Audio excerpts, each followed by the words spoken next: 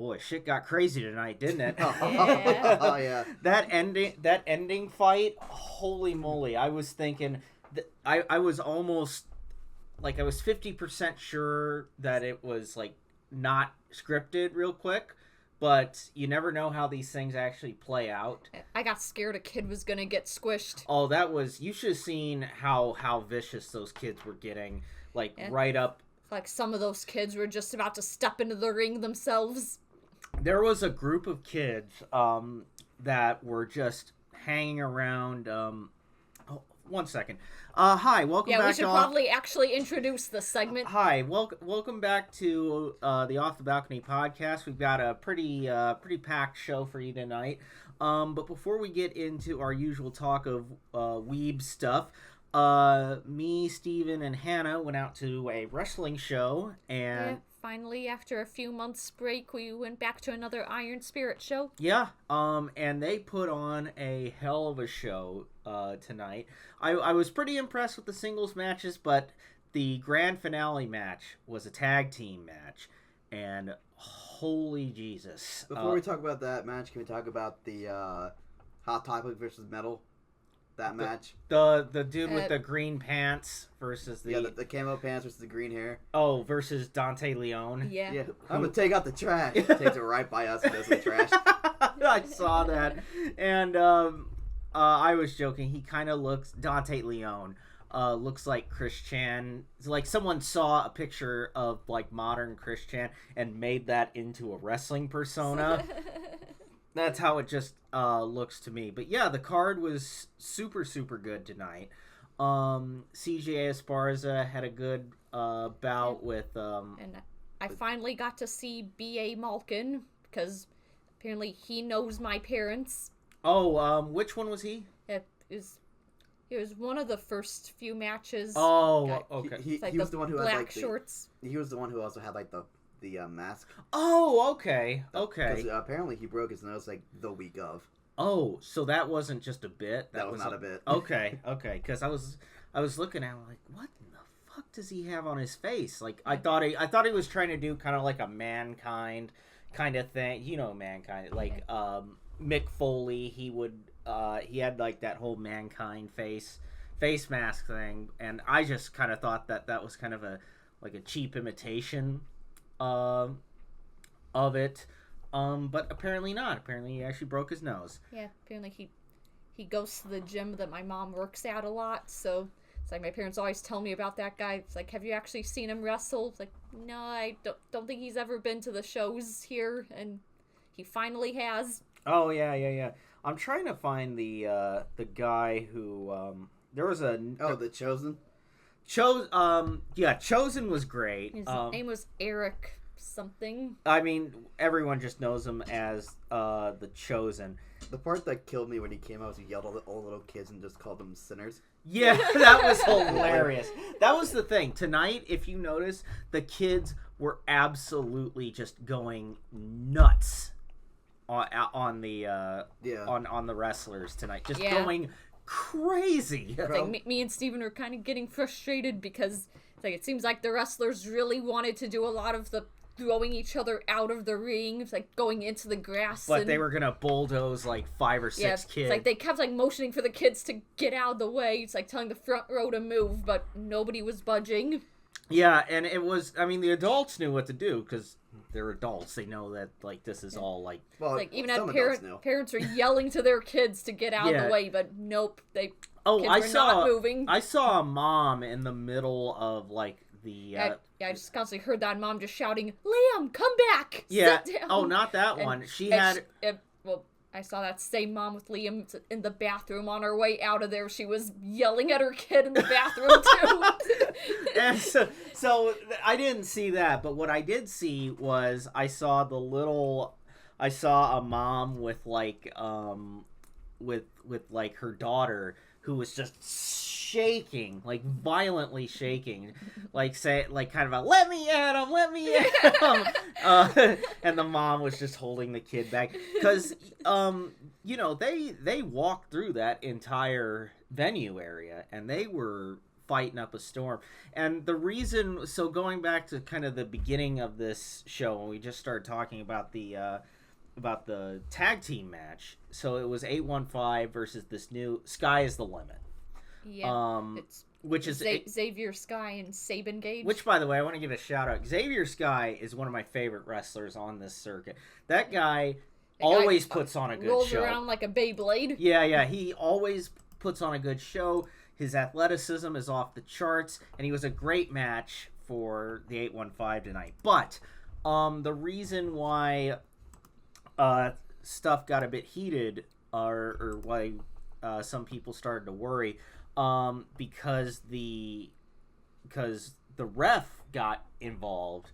Like, apparently she got hit during the fight. I kind of looked away for that second, then I looked back up. She was covering her face, so I didn't know if that was just a bit like that CJ match where he hit the ref. And so if it had been for real, they would have shut the show down. Yeah. Like, if it had been like a real thing, they would have stopped the show. The fact that it continues tells me pretty securely that it was a bit. Yeah. Like, it was just part of the work. I think it, or at least if it was, it probably wasn't that hard. Yeah.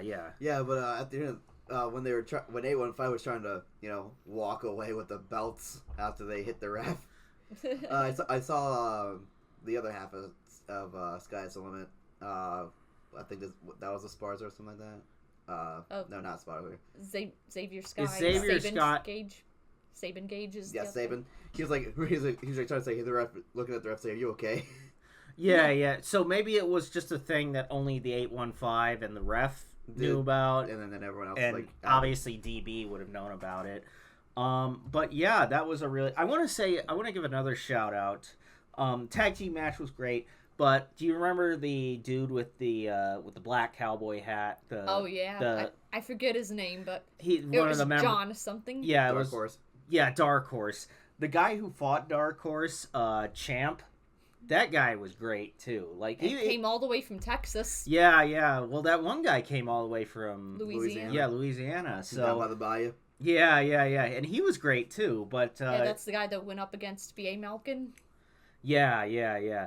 And the kids were surrounding him, and like he was doing this whole patting them on the head and giving them high fives and everything. It's always fun. But the Champ, the guy who fought Dark Horse, he was awesome. Like, I haven't seen him before. I don't know if this is his first Iron Spirit Pro match I've seen him at. But I think he's got a bright future ahead. He's naturally charismatic. He's a great fighter. Put on a really, really good show tonight. Yeah. And Stampede was pretty cool too. Yeah, Stampede was great too. I mean, anytime they do a show, they always bring out some pretty class act talent. Yeah. Even the new fighters had a lot, kind of going for them. I do like how they're getting a lot of new guys in too. Mm-hmm. It's not just the same people over and over. Yeah. I always like the Chosen, like the kind of the religious zealot.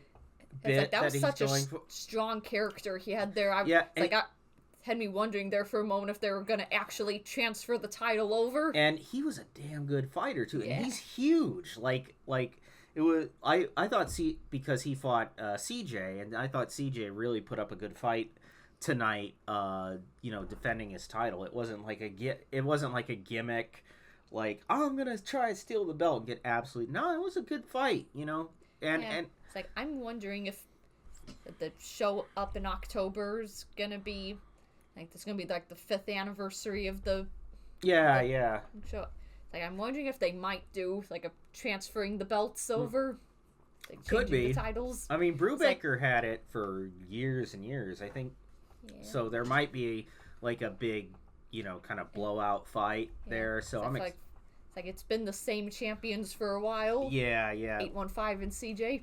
Yeah, exactly. I thought 815 was going to lose it tonight, honestly. Yeah. Well, by the end of that fight, I'm like, I don't care who wins, just someone end this madness. Yeah, I felt a little spit of rain on top of my head near the end of that fight. So yeah. Hey, so we gotta get going. So I guess CJ didn't just make like a lame joke for the crowd. It's like, oh, he must have been actually watching the radar. I pulled up the radar too. It said, "Oh yeah, it rains by 10." Rainbow 10. Okay, it's not even 10 o'clock yet. Oh, I did feel a few drops on our way Yeah. out, Yeah. so I figure it's coming. But in any case, good Iron Spirit Pro match. Always happy to go. So what do you say we transition out of that and do our Anime roundup. So we, to kind of give a just sort of a quick overview, we watched 4 shows together, a movie, and me and Steven have seen something, but Hannah has not, so we'll give kind of a spoiler-free rundown of what that show is. So what show do we want to start off with? Oh, which one is first chronologically? Symphogear Season 4. Oh, yeah.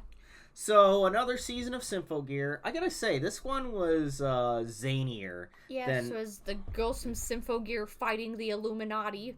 Literally the Illuminati. That's not a bit. They, like, the villains are identified as the Illuminati. Yeah, there's I think they used the real name of the guy who founded the Adam Illuminati. Weishaupt, who was in real life, he was a German, like, intellectual and philosopher who had a lot of money, so he started this kind of think tank that we know as the, Illuminati, and it's been, tied up with all these conspiracy theories.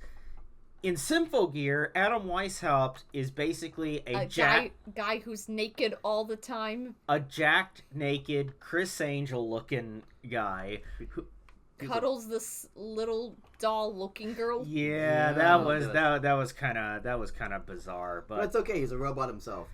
Oh yeah, that was kind of an odd turn. He was a monster. Yeah, there was a lot of weird twists and turns in this season, but Symphogear is always kind of a fun, sort of just kind of cut your brain off and just enjoy it for what it is. Even though the really funny part was, I did have a phase where I was kind of interested in Norwegian and other mythology. Uh-huh. And they were talking about Godslayer. I'm like, oh, I think I know who this is going to be immediately. Oh, like the names that they were rattling off. Because the name was like YG Yggdrasil or whatever the fuck that one was. Yggdrasil? Yeah, that one. Because I definitely knew that one was the Godslayer one. Okay. Because Gungear also means Godslayer. Okay. Because I think that was Norse. Holy I haven't even drank that much. Norse mythology. It was the spear that was used to fall the Titans. So. Yeah. By the way, that doll-looking girl, her name was, I have it written down, Tiki, which I don't know if that kind of makes it weirder. It's just like I could imagine Chris Angel having some younger girlfriends, so it's kind of like that's what I was thinking of. No shade to Chris Angel. I'm sure he's a lovely man. It's just, you kind of that thing with emo looking guys. Yeah, it's a thing. It's a thing. The secret agent guy was cool though. Like the one who was just always dialed in and like saving everyone's ass because he was running around so fast. That was kind of cool. But we got to see the Grill Dad fight. Yeah, that was fun. That was the guy who looks. I keep calling him Lysander because he looks like Lysander from Pokemon. but yeah, that was he. And apparently there's a ninja too, which is fun. Yeah, Symphogear is always like a goofy, wild ride. I think we have one more season before we're done with that series. Yeah. It was my girlfriend's idea to watch this. I don't even know what drew her to this because she told me personally that no, she had never watched it before. I guess she was just interested to see where it went. I mean, she's got more fortitude than me. Usually when I see a show, if it's over 28 episodes, I'm probably not going to get into it unless I have jumped onto it like I did with Demon Slayer and Attack on Titan. I know some of the shows I have on DVD that I haven't shown for Club yet, or shows that like I haven't seen yet, but I've heard enough people recommend them that I think we might like them. Oh, sure. And I'm not saying that those shows are bad. It's just, look, I get that One Piece is really good. I don't have I am not watching 1,000 episodes of anything. Yeah, I'm sorry. Like, I just you guys are just gonna have to have your party without. I'm sorry, Steven. Have your party without me. I'm surrounded by weak people. The only reason I'm into Love Live now is because at the time I got into it, there were only 2 seasons. Well, Just School Idol Project was the only thing that existed at the time. If I tried to get into Love Live now, I probably wouldn't do it. well, I mean, I could see that, but Love Live is a little bit different because each show follows like a different set of characters. Yeah. So you could kind of chunk Basically it just in that way. 2 seasons of self-contained story. And also for my one Love Live bit of the night, Superstar Season 3 just got announced for spring 2024. And the Ohana anime finished today, I think. Yeah, so we'll have to watch that pretty soon. You'll be getting a balcony review about that. I'm just really happy that my best girl from Sunshine got the spin-off show. Like, imagine if it had gone to if it had gone to Mari or Daya or Kanan, I would have just literally yeeted myself. Oh yeah, my one more Love Live bit of the Yeah, night. we can talk about Love Live as much as you want. I don't care. Yeah, I just mean I don't really have that much Love Live stuff to talk about, honestly. But sweet. That's a first. Yeah. I finally listened to the Liela subunit songs that are out now. Oh, how were they? They're pretty good. I think Kachu might be my favorite now just because they have kind of rockish songs. Which one is that? That's Kanon, Sumire, and Mei. Okay, Have okay. Good some subunit. Good, strong voices there. And Kaleidoscore was alright, even though I can't tell either of their songs apart anymore because they both kind of sounded the same. Okay. They're good, they're really good, but I just can't tell them apart. Okay. And Synchronize, yeah. Did they do okay? Yeah, and they're good songs and all, but one of them's called Dancing Raspberry. So they have a song named that, but Bampy Dancy was too far of a name, huh? Yeah. Just a little bit of a bridge too far there. And the other song they have that I forget the name of, that song's okay, but the instrumental of it just sounds like what someone would have had as their YouTube intro music in 2013. Nice. Oh, another bit of Love Live news. This is where I get to jump in. The Nijigasaki movie trilogy starts next year, right? I think so. Yeah. I heard mid to late 2024 is when that starts. Nice. And there's some speculation going on that the movie that's coming out first is going to be about Shizuku. Oh yeah, because that one promo picture that came out, she's the only one looking in a different direction from everyone. Yeah. I have to say, that's some Kingdom Hearts level tier, looking at a single image just to find something. And I've seen weirder. Like when you spend enough time in the Star Wars fandom, those types of fandom, that's kind of par for the course of just dissect it to figure out what it's going to be about, trailer breakdowns. And we're all just grasping at straws to try to figure out what could a movie trilogy for Nijigasaki be. Right now it could be anything. And, I would actually be super down if Shizuku got a movie, or hell, even the whole trilogy, because I love Shizuku. Yeah, she's one of my best girls. Yeah, she's a really good character, so I would not mind a Shizuku-centered movie at all. And one of the movies has to be the whole group goes to a different country, because that's the thing with all the Love Live movies so far. Right, we had and Muse goes to New York, Aqua goes to Italy for a bit. Yeah. Where would you want to send Nijigasaki? I feel like China would probably fit because got Lanzu there. Yeah, and Kiki. Oh, Cuckoo's and Superstar. This fucking Kiki, do you miss me? God, I would want to see Love Live in Australia though. That'd be cool. I could see called cunts every 5 minutes. Yeah, that'd be great. Switzerland because of Emma. Oh yeah. Yeah, she's Italian Swiss, right? Yeah. Yeah. Do a world tour.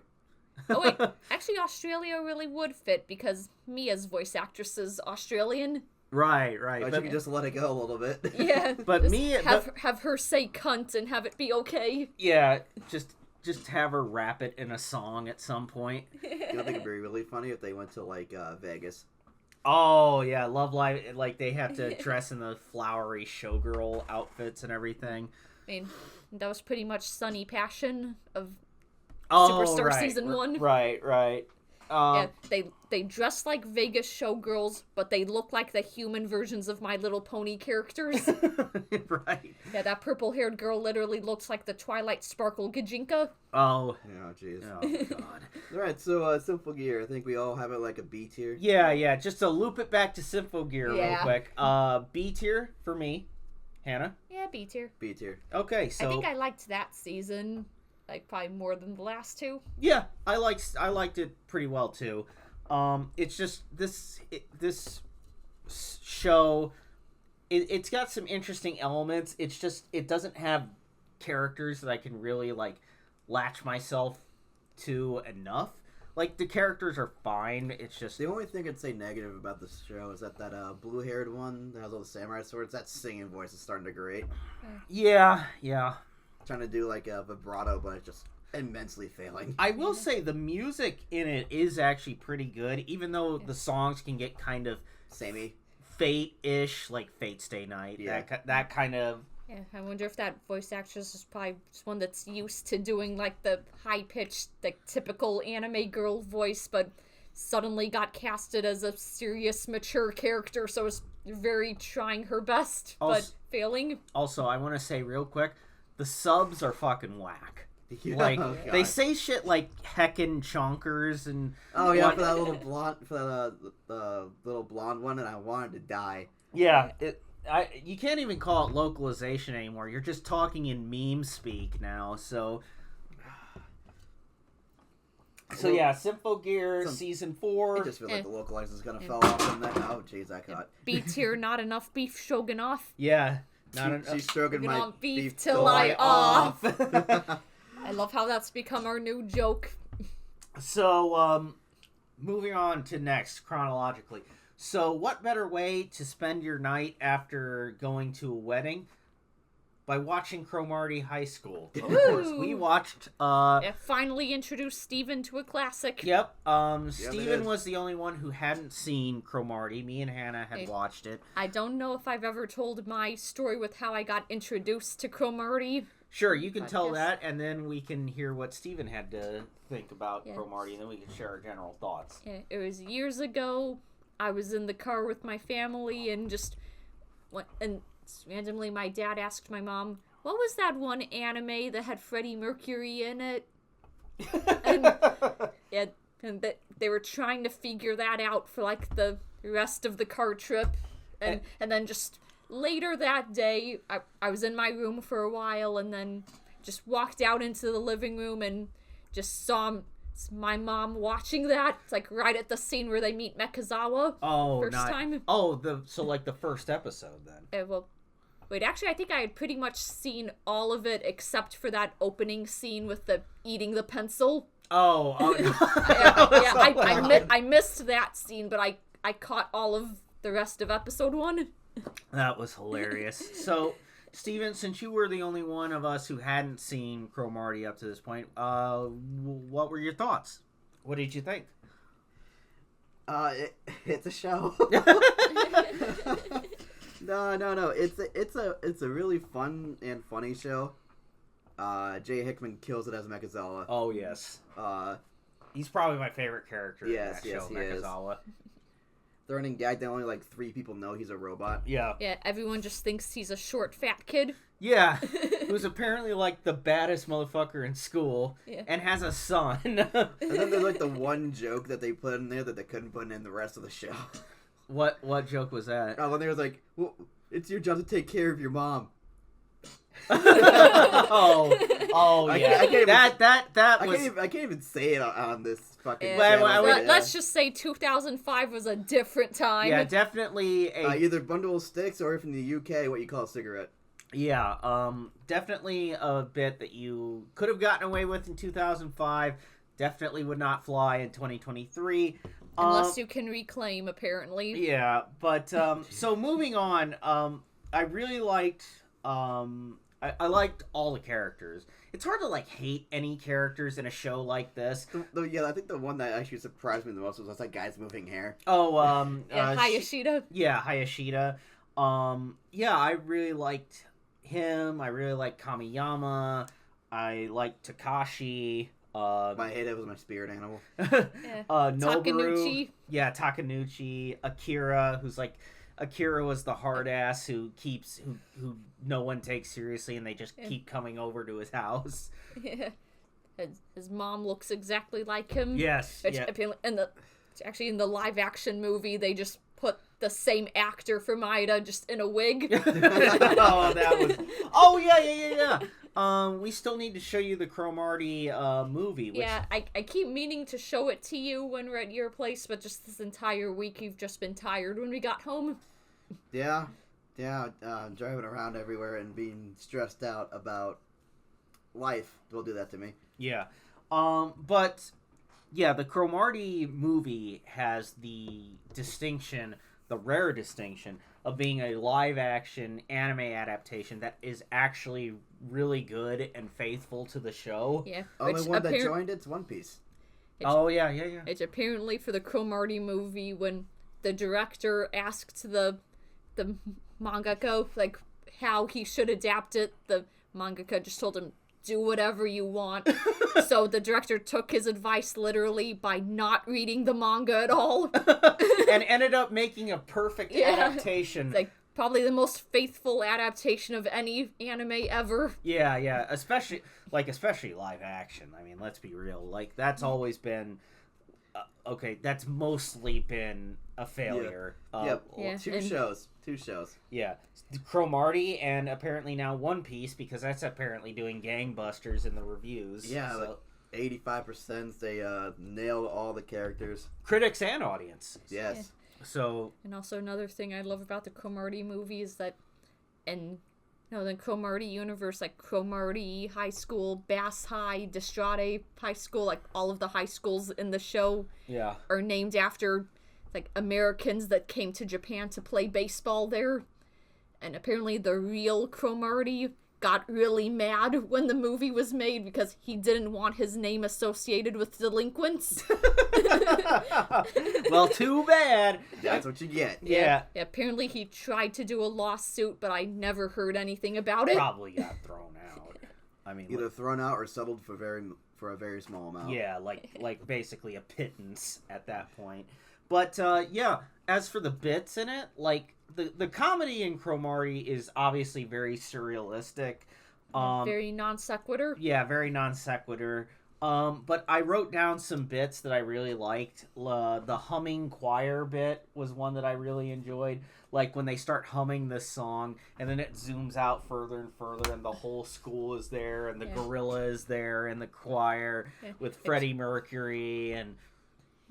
It's apparently, in the original, they're supposed to be humming the ending theme song. Oh, okay. But I guess that didn't translate to the people that were adapting it for the dub. So it sounded like they were just humming something random. Yeah. I couldn't pick up what they were. I thought it was just a random bit for a while, and then just they were. I heard that thing later. I think it actually was because I know when they do like dubs and everything, they do all the. I think they were humming the intro theme actually. Oh. Okay. I mean, the way they were humming it was a bit too off for me to really catch what they were humming, but I still thought it was a really funny bit. We talked about the Mechazawa is a robot. No one knows. Oh yeah. And one time at a con, I did ask Jay Hickman himself if he remembered anything about voicing Cromartie, and he said that his favorite bit was when the whole arc where Mechazawa got turned into a motorcycle. Oh, yeah. Where his whole script just became vroom, vroom, vroom, vroom. Okay, that had to... You know what? I understand that. That had to have been just like a fun, like, kind of chill day in the studio where you're just gonna, kind of sound like an idiot for the next few hours, and you're gonna get paid for it. So, as for other bits that I have that I personally liked, I really like the one character who had who was like a hard ass, but his big thing was he keeps getting motion sickness. Oh, Takanuchi? Yeah, Takanuchi, and they kept having him in the cab like Kamiyama and hair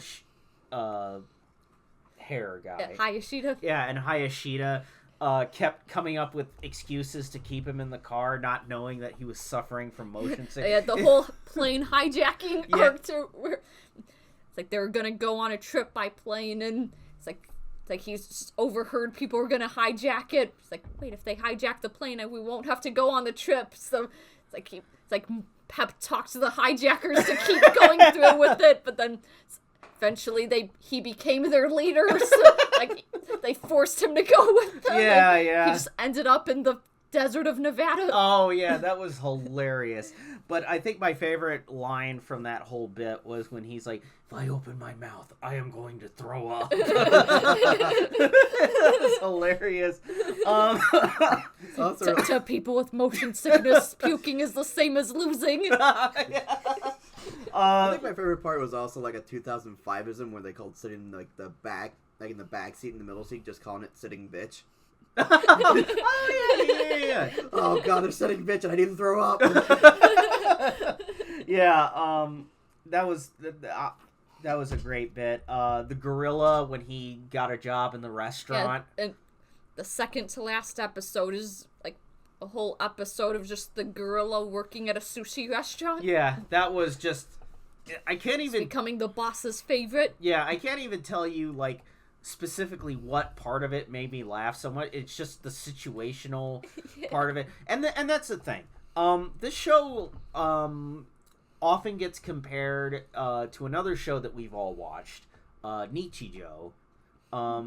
This is Nichijou for boys. Yeah, or it's Nichijou with boys, because I know an equal number of girls who love Cromartie, an equal number of boys who love Nichijou. So, but they often get compared because there's a sort of similar surrealistic style to the comedy. Yeah, it's a very surreal high school show. Yeah, the difference I think between Nichijou and Cromartie is that Cromartie functions as like more like the whole bit, like a whole segment is the joke, whereas in Nichijou you can sort of identify like the funny points. And there's no right or wrong way. Bit after bit after bit. Yeah, the bits are quicker, but you can identify them more easily, whereas in Cromartie the bits are longer. But you have to watch through to the end, but once you get to the end, it's like hearing like a really long joke. Yeah. And then the best way I could say is like Nichijou are like knock jokes where it's like they can set where the joke is. And Cromartie is like sometimes like those shaggy dog jokes where it just goes on forever, then the punchline comes in. Yeah, and then the punchline is like the funniest fucking thing you've ever heard. And it's like with Nichijou, you get kind of that constant dopamine hit of like the joke paying off pretty much. Yeah. As soon as it's set up. With Cromartie, you have to kind of wait, but then when the joke pays off, it really pays off. And I'm not saying that I like one version more or the other. Both shows employ the way that they do it like very well. I'm just saying that there's definitely a different style there. One of the bits that I thought was funny throughout, though, was the last episode, where the whole episode is basically just a parody of Jane Austen, like Pride and Prejudice. Basically a gender-swapped version of the first episode. They're all girls at a prestigious princess school. Yes, and it reads a lot like a Jane Austen kind of Pride and Prejudice parody. That's how I have it written down in my notes. Even it's just the Pride and Prejudice bit. So before we give our ratings, unless anyone has any more random thoughts about Cromartie, everything okay, Steven? Yeah, somehow your Wi-Fi just fucking kicked out. Are we still recording? Yeah, we're still recording. It's fine. Okay. Just making sure we're still getting picked up. Yeah, no, it's just that I have an app that I have to use for school that will fucking keep annoying me about it, so that's great. We'll worry about that later. Don't worry about it. Okay. We'll just cut that bit out later. Hopefully. Yeah. So what I wanted to ask was, before we move on to actually giving our ranking of Nichijou, of Cromartie, I wanted to ask, which show do you like better, Nichijou or Cromartie? Well, for me, I feel like Cromartie has a little bit more nostalgic value to me. Okay. So yeah, I think Cromartie just holds a little bit more in my heart than Nichijou, but I still really love both. Yeah. Yeah, I think I'm gonna have to go with Cromartie just because some of the jokes in there were a bit funnier. Okay. And actually had a little bit more impact. At least with the first episode, they had really just good impact jokes. Okay. Imagine the crossover, though. Oh, Crossover potential. there wouldn't be a school anymore. They just keep blowing it up and burning it down. That was a funny bit in the Cromartie movie, like how they talk about... Like the opening to the movie is just like one of those opening scroll text things of just like all the previous 5 times the school has been destroyed then rebuilt. Yeah, one of which was during a World War II bombing raid, which was kind of macabre for a comedy anime movie. Another one was because the school's animals were set loose and the principal had to shoot them to get rid of it, and the school erupted into a riot, which ended in its destruction. So to answer my own question, I will say that I like Nichijou more than Cromartie. I think humor wise, the jokes in Nichijou are really, really good. I think the jokes in Cromartie are a bit more creative, but I think I like the characters in Nichijou more. I think I like Mio a lot. I love Yuko. Mai is great. Hakase is hilarious. Yeah. Nano, everyone's favorite, I think, is Nano. Nano. But so yeah, I would say Nichijou is probably better for me, with the caveat that I think Cromartie really goes for it in terms of creativity with its jokes. So if we want to give our rankings, I would give Cromartie a very strong A tier. Same. Yeah, I gave it an A tier too. Okay, so that's Cromartie. And then the show that I've been waiting pretty much a week to talk about because I thought I was going to feel a certain way about this show, and I ended up feeling something completely different. That show being Air. Now, for anyone who doesn't know, Air is a 2005 anime adaptation of a Studio Key game. Yeah, the same studio that made Clanad. Canon. Yeah, I think this was the studio's second game that Second. came out. Canon was the very first. Yep. Canon was the very first, which is interesting to me. Oh yeah, Steven, Wi-Fi's going in and out right now, so sorry about that. That's fine. So don't worry, it'll come back on. It does. It already did. Yeah. Canon. So yeah, Canon came first, and then Air came after that. Now, if I can say real quick why I was so kind of befuddled by this show when watching it. So when you watch Studio Key show, you expect something really, really strong, heartbreaking. A guy helping other girls through their problems, but so just sticking to the end with one girl, and that whole thing with that one girl absolutely destroys you. Yes, that's it's like they got an emotion, like a bully for your emotions, and start kicking you in the dick over and over again. Yes, that's what I thought we were gonna get, and it seemed to be playing out that way during the first third of the show. By the end, it was completely not that. In fact, throughout the show, it's like it kind of started out like that, but then episode 7 or something, we end up going back in time. We go back in time to learn about the curse that is affecting the main girl, Misuzu. Or how do you say her name? Misuzu. Misuzu, yeah. And then the protagonist turns into a crow. Yeah, and then there's a whole time reset where the main girl has a crow companion. Right, yeah. And that turns out to just be the protagonist all along. Yeah. Yeah, it's pretty bizarre. I will say that the last third came the closest to having that kind of key hit you in the feels kind of stuff, because there's sort of a burgeoning subplot throughout where the main girl, Mizuzu, is being raised by her aunt, Haruko. And it sort of comes to a head in the last third when she finally has to step up and be a mother to Mizuzu as her condition is worsening. I don't think it's really stepping up as I think really more just accepting that she actually does want to care for the kid. Yeah, well, that's what I meant. Stepping up emotionally to like actually like consider herself this kid's mother, because of course there's a dead mother. The Mizuzu's actual mom is dead. But hey, at least it's not a dead father. That's true. That's true. Yeah, like the dad, I guess, didn't want his daughter for a bit, so I pawned her off to the aunt, but like the aunt didn't want to get too attached because she knew that she could leave at any moment. Yeah. The dad could want her back at any moment. And here's why I was so befuddled by Air. If the show had stuck to that plot point of, you know, like the aunt like raising if the protagonist was helping the aunt accept that, then that would fit into the regular key formula. Yeah.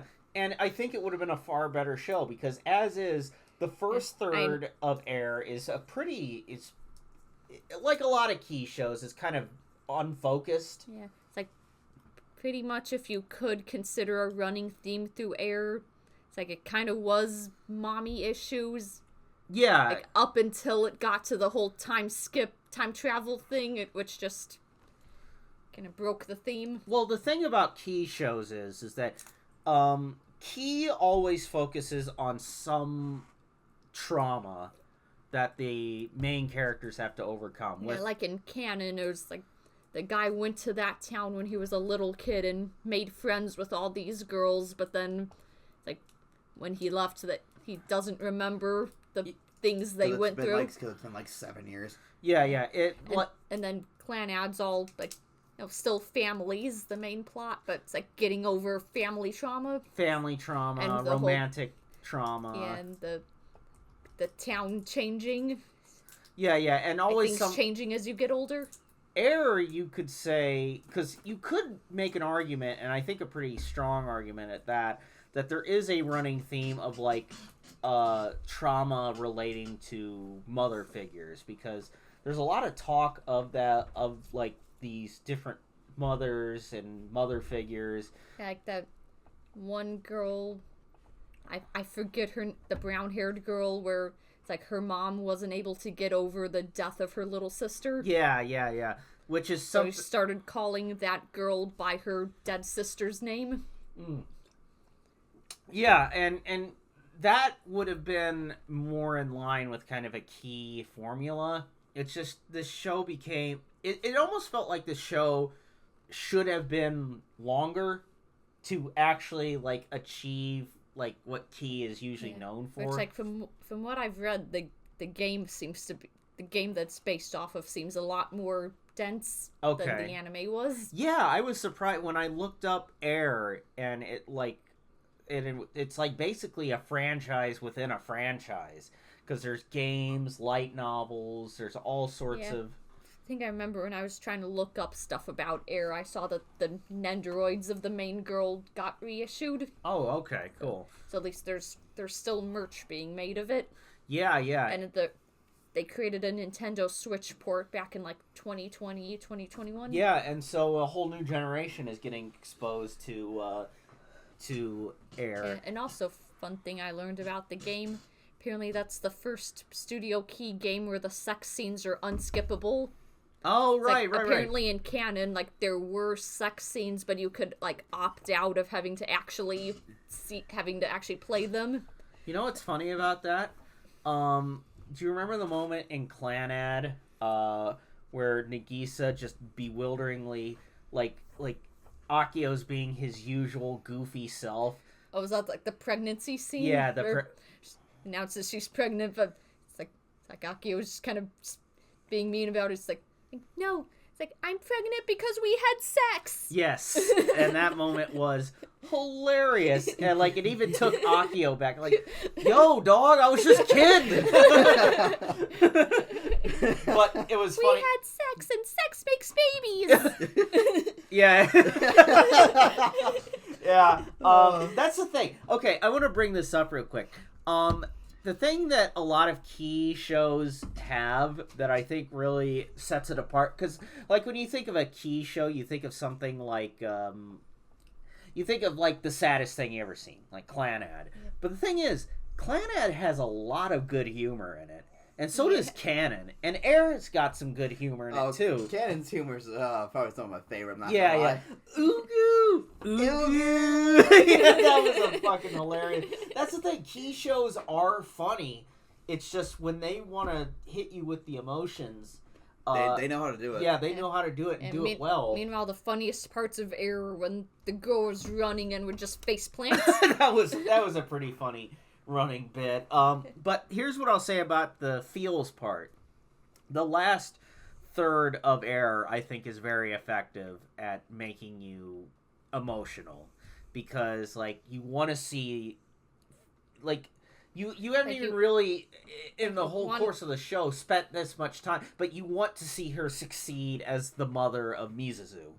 So instead of wanting the main guy and the main girl to be happy together, you just want the girl and her new mom to be happy together. Yeah, and I really found myself getting emotionally it's like drawn. The main protagonist guy didn't really do much at all. Yeah, he was kind of out of the show by the halfway point anyway. He became a bird. Yeah, he became a bird and didn't talk except in kind of internal monologue. He became a bird because he said he wanted to stay with the girl in front of the puppet, which is called the Mistake. Yeah. Because his puppet just absorbed his soul and threw it into a crow. And so, yeah, Air, if you actually watch the anime, is super unfocused, because we're dealing with jumping back in time to figure out this curse that isn't really ever fully explained anyway. I found that whole... Like, I'll say this about the back in time subplot. It was good, but only on its own, because, like, when you slot it into the context of Air itself... Like, that could have been its own show in itself. Yeah, but it doesn't really tie back to anything that's happening. I did like Jay Hickman's performance, though. Oh, he did great. He was great as, like, either the samurai. That, or you set that up as, like, the intro part, and then find a way to transition into, like, the main story of how you have everyone. Sure, yeah. But also, I was doing some research into the movie Air, and apparently the ending's, like, a lot different. Really? Yes. So the main guy doesn't get turned into a crow. Like, you guys said how he would help the mom... help Aunt Mom.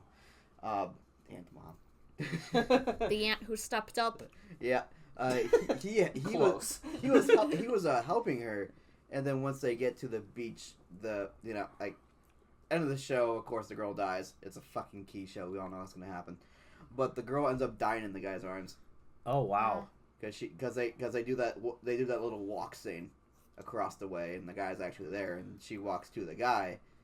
And then she dies in his arms. So it's the guy, not the mom, who's waiting. Yep. Okay. That's interesting. Other than that, it's a complete retread. Okay.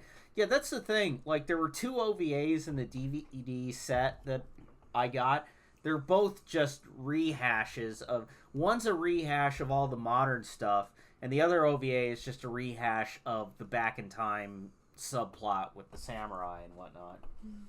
So, yeah, I mean, it's intensely fascinating, because I've become, in the past few years, I've become a big fan of what Key is putting out, because I think Key is one of those... I think Clanad and Canon are some of our favorite shows that we've seen at Club. Absolutely, and Clanad is probably one of the best shows I have ever seen. Yeah. Canon was a shot in the dark during our...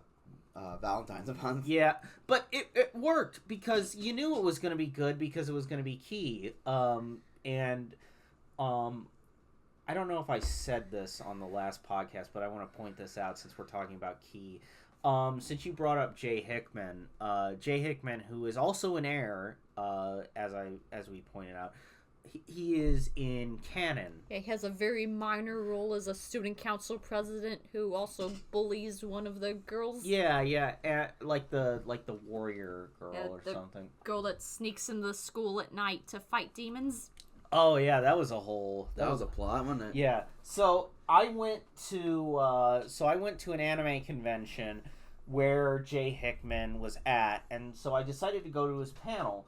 I'm there with my girlfriend, and I have in mind, I'm going to ask Jay Hickman, hey, do you remember this show that you did like way back in 2005, because I think that's when Canon came out. Yeah, it was really funny because the one that we watched was titled Canon parentheses 2006 parentheses 2008. Yeah, because I think it was made in 2006 and then dubbed in 2008.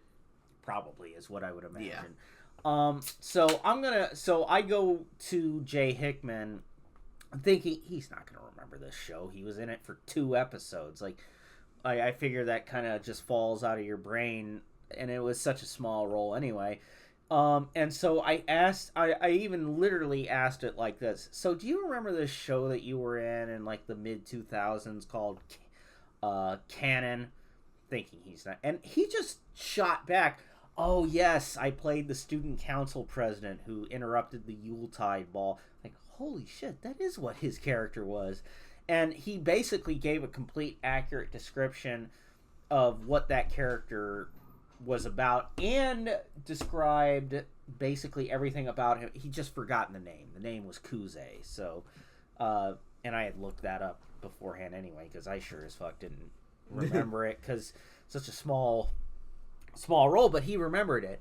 Anyway, that's just a story I like to tell about one of the voice actors.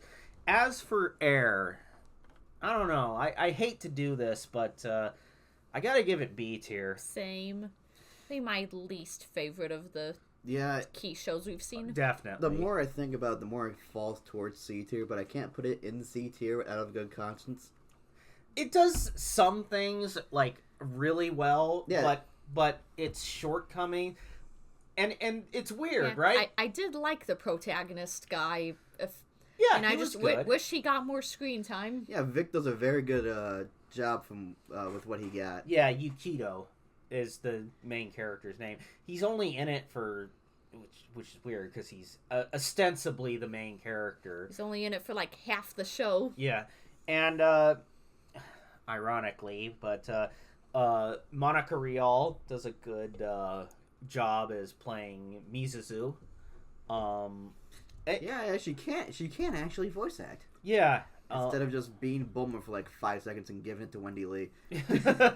And so yeah, it pains me to say that a studio as good as Key would even have an L, but this would be Studio Key's L, which is weird because what I was saying. You guys are saying the same thing about Angel Beats.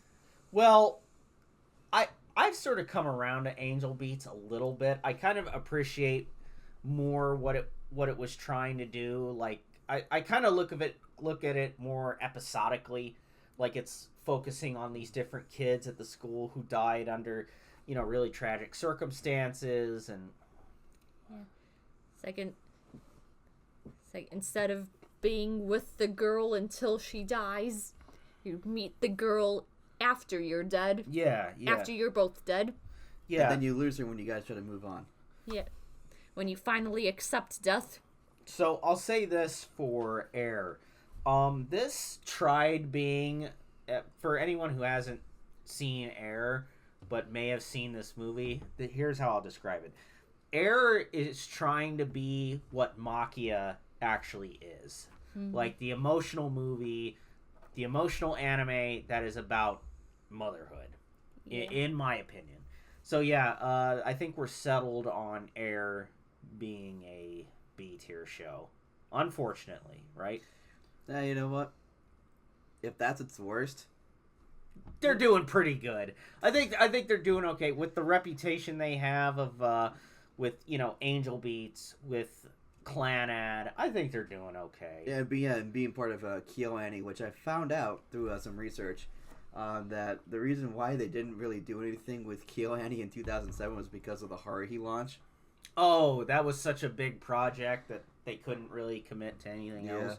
Either that or they could just do like side things. But when they saw Canon had to do something in 2007, they were like, I would actually like to play like one of the Studio Key games where these shows come from. Maybe if I can... I actually did pirate the Clanad visual novel onto my laptop, but I haven't played it yet. Okay. So I do need to sometime. I can pirate OBS on your thing, then. Yeah, maybe if her channel takes off, maybe I could try streaming it. That'd be fun. That would honestly be fun. Yeah, Oh wait, actually, I did hear something that with Studio Key games, they will only let you stream it for about an hour before they start copyright claiming it.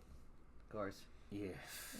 Yeah, Japanese copyright laws are really weird. Like, I only found that out because of the whole debacle lately where a guy was arrested for streaming Steins Gate. Nice. Yeah, we people could are do very like a weird about visual novels. We could do a highlight reel though. Like we could just record ourselves playing it, pick out the best parts, and then maybe post that. Oh yeah. That could be something that we could do because I think we're all big fans of Clanad, and the fact that there's more Clanad, out there. Yeah, you know what though? This is where I'm thinking dollar signs coming and being a little greedy. What, you want Twitch stream it or something? Dear God, no! I'm not gonna. Yeah, Twitch is destroying itself right now. I'd rather go on Kick, but what I'm thinking is maybe we make that a knowing how they can get a little raunchy. We make it like a Patreon exclusive. Ooh, that could be something. I was about to say I was about to think you were suggesting streaming on Pornhub. I heard the P there. No, we haven't done that. We haven't done that. No. The internet hasn't become that much of a totalitarian hellscape. I'm also not giving Pornhub any version of my ID. Yes. But So we'll talk about that later, and if we come up with an idea with it, we'll announce it. So one quick other thing before we move on from air, move on from air. One thing I'll say about it is watching it for the first time, it felt like, man, this is kind of a pastiche of different key tropes. And then I realized, oh wait, this is one of... It's only their second project. Yeah, and how that made me recontextualize it is instead of thinking it of like this being just a bunch of key like cliches, this is like them trying out things that they wanted to do, but not really knowing how to fit the pieces together. Yeah, trying to probably took the things that worked from Air and then put those into their later projects. Yeah, like Canon, like Clanad, all that stuff. So yeah, I think we'll just leave off with Air at a B tier. Sounds like it's B's all across the board. Yep. Okay. Well, that's unfortunate, but hey, every studio's got a weak link, I suppose. Yep. So right after Air, though, we all went out to the movie theater, and by all of us, I mean we also brought along some of your other friends. Yeah, some of my other friends who are big movie buffs, anime buffs in their own right. And we watched in theaters one of my personal favorite anime films, Perfect Blue. The Satoshi Kon classic from 1997, and I think that movie is as old as I am. I mean, we've all seen it more than once. Everyone here at this table, we've probably seen it. I mean, you've seen it how many times, Steven? As many times as I can start to recite the damn movie. Okay. Yeah, I think I've seen it twice with you and Jan, and then once in the theater, and then the first time I ever saw it was ISU's Anime Club when you guys were watching that for a movie day, and I was late that day because it was my pal Sarah was driving me over there, and like she had something going on that day, so we both showed up kind of late, and we always stopped for pizza on the way over for clubs, so we just walked into the Anime Club room carrying a Little Caesars pizza, and we just walk in right at that one strip club scene where if you know, you know. Yeah. I'm not comfortable saying what happens on a YouTube video. Yeah, and we won't have to. We're at least 40 minutes in. Yeah. Let's just say a very uncomfortable scene where if you just see that out of context, just walk. I literally just felt like that one gif of Donald Glover carrying the pizza box walking into the room on fire. Yeah. So yeah, we all went to the theater to watch Perfect Blue. Definitely a good way to kick off spooky season, even though spooky season is still a couple weeks away. Well, if you ask people now, it started in the beginning of the month. Yeah. walked into a store yesterday and they had all the Halloween decorations. Right next to all the back to school supplies. Yeah. Which was a trip to see back in August. Yeah. So what did everyone think of... What does everyone think of Perfect Blue? Because I know this wasn't your first time watching it, so just kind of... Still an S-tier classic for me. Oh, yeah. Definitely. I really... One thing that was funny was watching it with our friend, a guy named Jimmy. And Jimmy was so confused by this movie. And it's like that, and I had to explain to him, don't worry, you're not missing anything. There's no other... No, this is like... Because it's supposed to be like layers of psychological confusion and gaslighting and all this other stuff. It's what makes it like an enduring classic, because it is such a mindfuck show. And I do know that he got really like shocked at the end. Yeah, I think I heard him once. Yeah. Oh yeah. Him and Ryan. It's like, guys, come on. We're not in my goddamn living room. Oh, it's fine. I think the weebs in there didn't care anyway. Yeah, I assume that most of the people in there weren't seeing Perfect Blue for their first time. If they were with someone who had seen it. So, but what was funny was another one of our friends. This was apparently a first date. Oops. Yeah, I thought I remembered like walking past you and him talking at like after the movie had ended, and like him saying, "I heard this was just an innocent movie." Oh, well, you didn't hear that from me, because I told him exactly what this. I didn't spoil anything, but I said, hey, this is pretty violent. This is pretty heavy stuff. You gotta. Are you prepared to see all this stuff? And you know, it's him. He's yeah, I'm fine. And then. So this is all on him, because he brought that girl without my knowledge. I hope she's okay. Which is funny, because if you knew me and Steven's history with this friend, it's like, oh no. Why? I felt like Rick Grimes that one. Oh, me seeing that girl. Oh no. The best seasons of The Walking Dead. Yeah, because I was just... No. Because like, this guy, no disrespect to him, he hasn't always been lucky in love, let's just say. And, you know, he's looking for... Let's just say he's looking for his Harley Quinn right now. He's doing Joker bullshit. Yeah. And, so we try, so, you know, and we always say, don't worry, you're going to find a girl that, and then it's like, I might be partially responsible for the situation. But this time, oh boy. Hey, I don't take that much responsibility for that, because like, that's kind of on him at this point. If he wanted to walk from the movie because he was like, hey, I want to take this girl out on a date somewhere else, that would have been fine. But boy, he did the... You know what? This is absolutely in line with his character. Yeah. He would do this thing. Like, so is this guy pretty much the embodiment of that part in Taxi Driver where he takes the girl to a porn theater and gets confused why she's uncomfortable? Well, no, he's not that bad. He's it's just we're joking about him mainly. Like he's a really good guy. He's like a ride or die friend for me and Steven for many years. So we don't mean any disrespect. We're just saying that it was just like, we know that he's... This one might be on us. Yeah. We might just have to take the L on this, but it was still like, I never did get to ask her what she thought of the movie. All I can hope is that I see her at the next party. That's gonna be like a huge, like, the second I see her at one of his other parties, I'm just gonna be like, oh, okay. You didn't ruin anything. Yeah.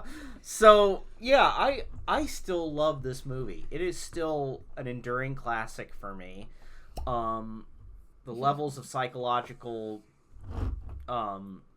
craziness or off the charts. It came out around the same time as other mindfuck shows like Serial Experiments Lane, Evangelion, and it kind of fits into that same sort of mold. And yeah, I give it a good solid S tier. It's a really, really good show. I'm always happy to watch it. Yeah. Yeah, I mean, I put it in A tier just because I think the amount of time I've seen it's kind of degraded it a little bit for me. Yeah, I mean, But still pretty good. Still, I still like how it's like the perspective, how technically you could, if you, for seeing it as many times as I have, you can kind of see when it starts to shift. That you can say like, oh, she isn't being insane. You kind of tell when that's starting to happen. Yeah, there's kind of 3 layers of it going on. There's the real world. There's her like insanity, and then there's like the filming. Yeah, her like filming. Like the movie, yeah, the and TV show, and I think the way that they all sort of connect and blend with each other is so brilliant. Like it's and almost then you got to add the fourth layer of her manager gaslighting her into thinking that she's insane. Yeah, and that whole twist, holy fuck, that was the first time I saw that. I still laugh. I mean, this movie's been out for 26 years. If you haven't seen it yet, that's on you. Spoilers ahead. But my favorite part is the chase scene between the girl and the manager, and you watch the reflections in the mirror, and you just see this sweaty big girl running into the So for context, what Steven's referring to is the way that the actual killer is perceived by Mima, the main girl, is as a reflection of herself. So if she continued being an idol instead of trying to be an actor. Yeah. And who she actually is the manager.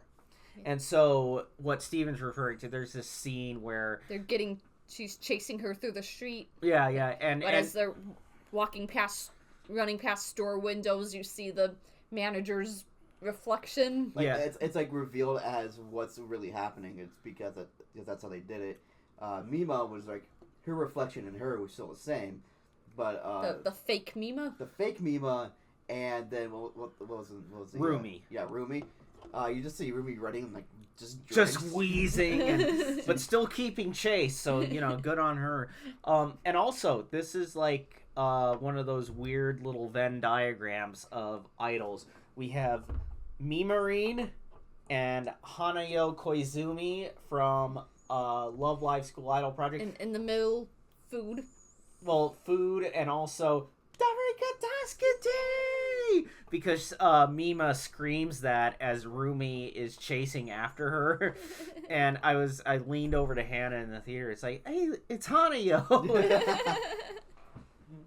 So yeah. Perfect Blue, honestly, probably, to make a bit of a punny joke about it, as perfect of a movie as you could get. As far as anime films go. And I know it was a huge inspiration for a lot of the kind of psychological filmmakers of, sort of the 20th century, like Christopher Nolan and Darren Aronofsky. So it's which we need to come back, because man, these movies are getting boring. Yeah, superhero movies and all that shit. Yeah, I'm kind of done with that. I'm really hoping the writer's strike kind of like kicks out all the people who are who are just like ruining all the good things, where they have to spell everything out for everyone. Yeah. Because that's what movies have turned into nowadays, and I hate it. Well, the thing is, before like the big fantasy and comic book hero pushes of the 2000s, in the 90s, it was a lot of like psychological filmmaking. And that's the environment that Perfect Blue sort of came out in, was in that kind of like, I want to say from like 1991 to like 2003, because it started with Silence of the Lambs. Yeah, because each movie genre has 20-year total life, but a 10-year shelf life. And so like, superhero movies started coming out like, what, 2001-ish? Yeah. 2001. Well, I think the first Iron Man movie was like 2008, 2009, because I remember seeing that one in the theater with my brother. Yeah, however, let's see, the first one that actually gained traction was The Hulk back in 2003?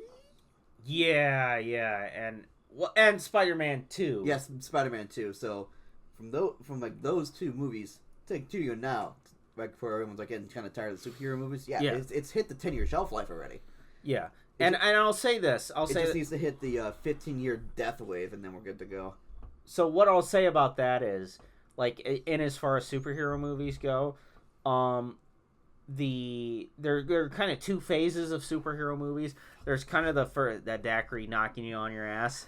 It is 40 proof with 20% alcohol per volume and a 375 Jesus Christ. milliliter. How are you supposed to shoot 18 with that kind of... Speaking of that, I've just finished my second drink, and I'm already kind of feeling woozy. Okay. Well, we've only got, like, one show to talk about. No, and besides, this is supposed to be over ice, and it's kind of warm, so... Oh, okay. Well, you guys talk about Cyberpunk Edge Runners. I'm going to go grab another drink. Okay. Sure, we can talk about... This is the show I haven't seen anyway. But anyway, for Perfect Blue, we all really like it. It's a really good movie. S tier, and I saw a cosplayer of Me Marine at Anime Magic 2022. Yeah, that was a trip. Yeah, seeing that was really, really cool, and I'm really glad I got a picture of her. She was super nice, by the way, so, that was cool. But, so real quick, we're going to do a very quick spoiler-free review, because Hannah has not seen this. Cyberpunk Edge Runners. I have finally decided to jump on, see what the hype's all about. I gotta say, I really enjoyed that show. It wasn't... There's been a song ruined for me that if you have seen this show, before watching, I think it was like episode 8? Well, yeah. So, I'll say this. Definitely a return to form for Trigger. After, I say as a return to form because the last thing I watched from... Trigger was Darling in the Franxx. So, definitely a return to form from that dumpster fire. But I knew that they had done some other projects before that. So, like Kill la Kill. I think Kill la Kill is directly after Darling in the Franxx. No, it was before. But Promare was right. Promare was after that, and that was like, oh wait, it wasn't really Trigger's fault. It was A1's fault. Yeah. So I'll say that it did a lot of good things. I really liked the characters. The music was fantastic, especially that opening song by Franz Ferdinand. It was awesome to hear Franz Ferdinand's in an anime? Yeah, they do the OP for Cyberpunk Edge Runners. Nice. Yeah, it was really cool to hear them again. The music's great. The design is great. Obviously, because it's one Trigger. Little fun fact about the show. Trigger said we're not doing the anime unless we can put... everyone knows what Rebecca looks like if you've seen the show. And if you haven't seen the show, you've probably seen people cosplay her. Yeah, without that character, Trigger said we're not going to do the show. And since Project Red was like kind of suffering from too much Bethesda, if our gamers in the crowd can know about that, especially with Starfield being out and the 80 reincarnations of Skyrim, they were like, okay, fine, we'll have Rebecca in the show. Right. And then it ended up being a smashing success. Yes, and I was happy to jump on to that bandwagon, and we'll give a more full-throated review of it once we get Hannah on that bandwagon. But for now, let's just say that I give it a very, very solid A tier. And if you guys want to watch it before we give our full-throated review of it, you don't have to play the game. You just have to understand some of the mechanics. So maybe watch a playthrough, like not a playthrough, but like maybe like a beginning of one, so you guys can understand thank God, some things. Because I dipped out of ever wanting to play Cyberpunk 2027 out of the whole Seizure Light scandal. Oh yeah. Me, I went in completely without having played any of the games, so you don't even need to do the playthrough if you really don't want to. But I would follow Steven's advice. Watch a few episodes of some whatever your favorite Let's Player channel when they do a playthrough. If you want to watch the entire thing, because the entire story mode I hear is kind of okay. Rating from my little brother, but just get some of the mechanics down and then you're good to go. So I do love how when Cyberpunk 2027 came out, I loved people getting 2077. Yep, I loved how people were getting upset that choosing to have your character be circumcised locked you out of romanceable options. Well, True to form of that game, I'm not gonna lie. The board game was very fun when I saw some people play that. so yeah, look out for that for a more full-throated review. But for now, I give it an A tier. Yeah. When I watched it, I'd probably give it a very high A tier, very low S tier, especially with how the story progressed. Okay, so that's all we can say about Cyberpunk Edge Runners until we get Hannah to watch it. Probably, which I guess now's a good time for me, for us to do a little bit of housekeeping before we move on to the rest. Or how many do we have left? We've only got one show. So, okay, we'll do housekeeping after this then. Okay, yeah, we've only got one more show. So we watched it today before we went out to go do wrestling. It was Hannah's pick. Yeah, finally my turn for Anime Club again. We watched another Bushiroad classic. Yep, we watched... Well, classic that came out like 2018. Yeah. Revue Starlight. Yeah, and I gotta say, I have a lot of thoughts about this show, too. It's kind of been rattling around in my head for the past 4.5 hours, Yeah, so... This was a show I watched back, like early summer 2022. Okay. So you watched it. Yeah, last summer. Recently. Okay. I'll say this. Yeah, this is a show that I watched 1 year, because after like years of meaning to watch it, I finally got around to watching it, and I wonder why the fan base why there isn't a bigger fan base for it. Why aren't there any Juna Nessos? So I'll say this about Revue Starlight. I think it's got some good stuff going for it. For me, it was just a bit too conceptually inconsistent. The way Hannah had described it was as like Love Live if it was Love Live, but theater kid Madoka. Yeah, and I didn't really get a whole lot of that Madoka scent. Like, there's some of that with the main kind of animal string puller, which we'll talk more about him because he is an icon. But, yeah, conceptually kind of inconsistent. There were certain... I was kind of more thinking with Madoka, like, if you become the top star in the underground theater battles, you gain everything, but if you lose everything. Right. Which I see why you say that. I was kind of so maybe that's kind of on me that I kind of had misplaced expectations. You were having to do your homework while we were watching it. Well, and I did insist on watching the subbed version because I feel like the dubbed versions of Bushiroad franchises are never really that good. Like, watch compilations of the Love Live dubs, you'll know. No, that's fine, and I was keeping up with it fine. There are some really strong elements I really liked. Like, I think the strongest part of it is the core kind of relationship between Hikari and Karin.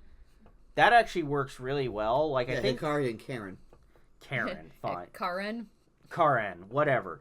We'll just call her Karen. Karen. Karen that looks like Ruby. Yeah. Looks like a love child of Honoka and Ruby. Yeah. So I really liked. And Hikari is literally just Umi. Just Umi with black hair. Yeah, voiced by Umi's voice actress too. Yeah. Who is doing her Umi voice. So yeah, she's basically Umi. But I'll say this, I actually did like Hikari quite a bit as a main character. Like, she wasn't just stoic. Like, there was She had a reason. Yeah, there was more to it than just... Yeah, she really wanted to protect Karin, her childhood friend, and made it very clear that was her intention. Yeah. Wasn't just being a bitch to her for seemingly no reason. Or yelling at her for being fat or some stupid shit like that. So yeah, I thought Hikari and Karen and their relationships, that was all good. I felt like some of the side characters were kind of dull, honestly. Yeah, I still don't like Karuko.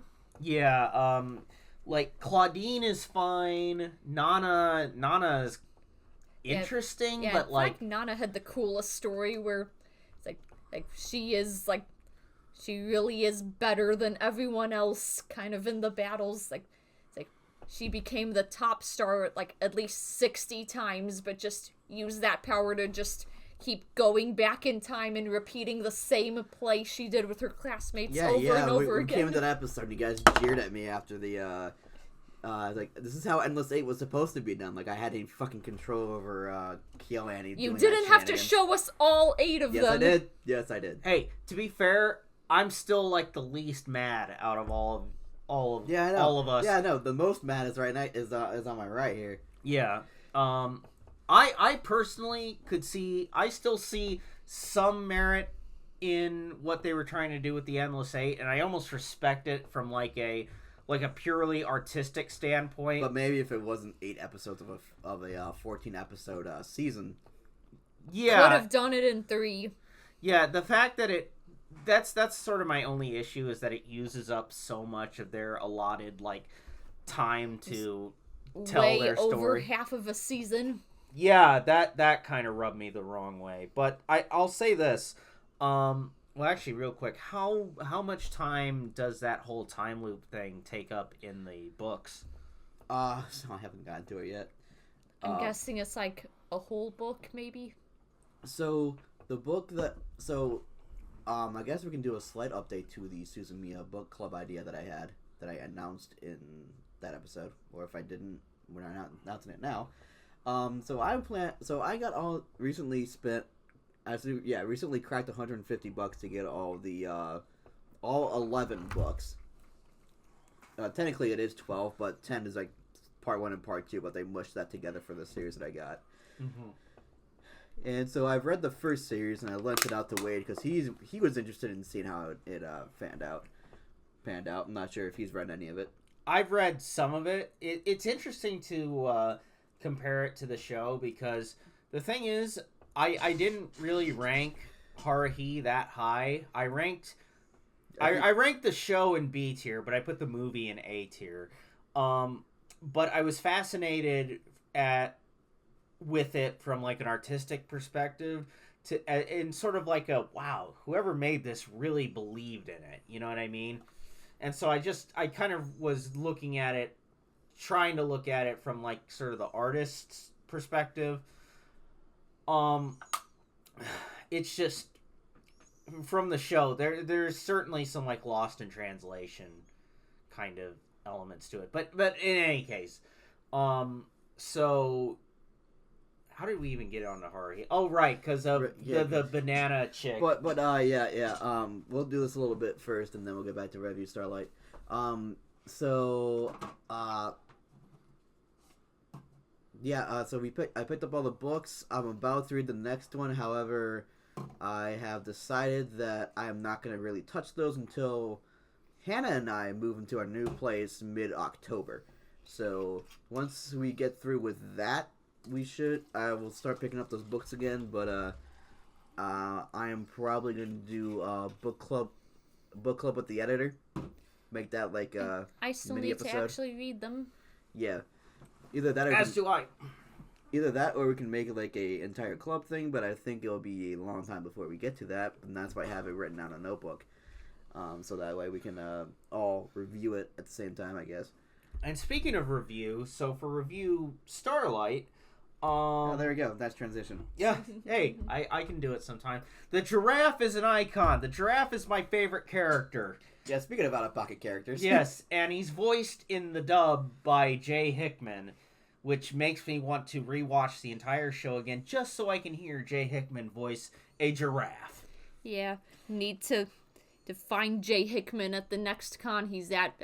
Hey, what did you think of Giraffe? Mr. Giraffe. You know what that giraffe from Revue Starlight reminded me of? It reminded me of that meme that was floating around on the internet a couple years ago, where it was this serene image from like a comic book of a giraffe, and it was, I do not vibe with this universe. And his head explodes. And then the giraffe's head explodes, and then this group of lions is looking at him, and then a voice comes over like, what the fuck? fuck? That's what that giraffe reminded me of. Yeah, it's like, especially in the very last episode, Yeah, when yeah, the when giraffe just turns to the audience, just turns to the viewers and says, pretty much, you're responsible for this. Like, bro, I bought this for $30 at a... You watched me buy it, Jay Hickman. I saw you at your autograph booth.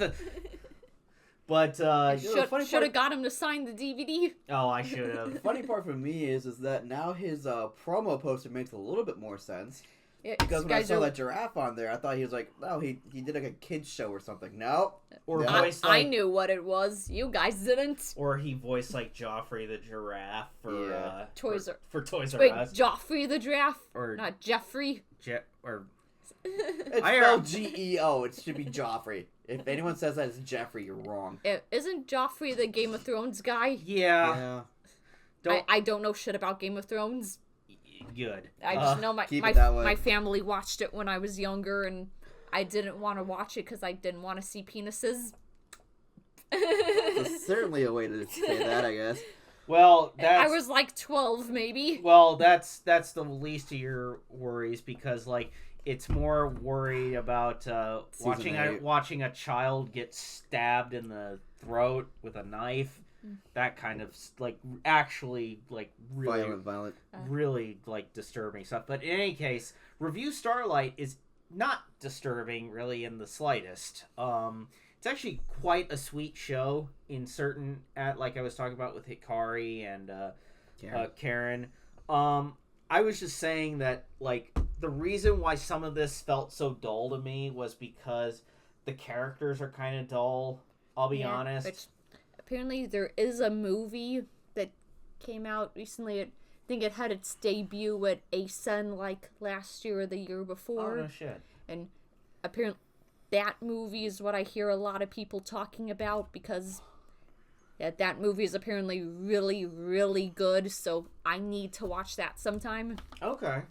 That means we're gonna watch that sometime. Yeah. Well, I mean, if the movie is really, really good, then it's worth, diving back into it. You know what I mean? I will say that one thing that I found interesting was that there were so many Love Live alumni in this show. Shioriko as Nana. Mm-hmm. And Leah from Saint Snow is Juna, aka my Literally Me character. And Umi is Hikari.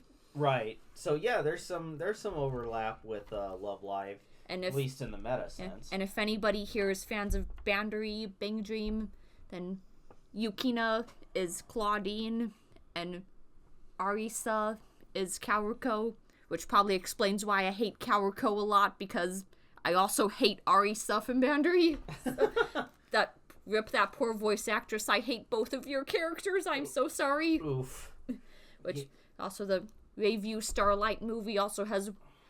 One thing I know about the Revue Starlight movie is that it has one of the most badass lines, by one of the most powerful hitting lines I've ever heard from anything before, which is apparently during Maya and Claudine's scene. I think Maya says this to Claudine in it. For heroes, there are trials. For saints, there are temptations. For me, there is you. Which is such a baller line for lesbian theater girl shit. Damn. Okay. Damn. All right. Yeah, sorry, I'm very drunk right now. Well, I mean, this is our last show, so... and then I'll do the housekeeping where you can probably go phase out somewhere. Yeah.